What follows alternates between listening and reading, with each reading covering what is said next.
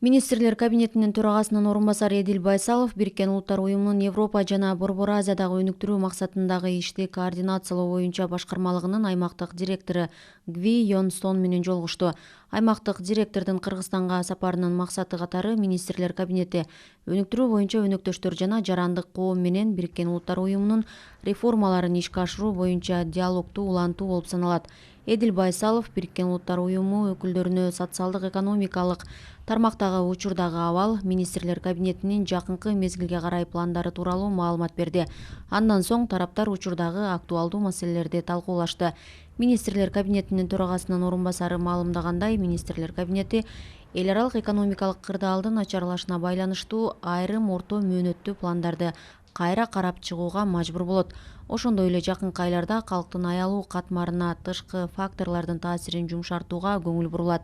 Эдил Байсалов Кыргызстан Бириккен Улуттар уюмунун туруктуу өнүктүрүү максаттарын жактай тургандыгын билдирди.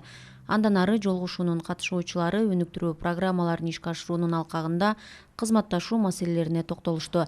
Министрлер кабинетинин төрагасынын орун басары 2023-2027 жылдарга өлкөнүн программалык документтин кезектеги фазасын ишке ашыруунун жүрүшүндө Кыргызстан менен буунун ортосундагы кызматташуунун артыкчылыктуу багыттарын билдирди.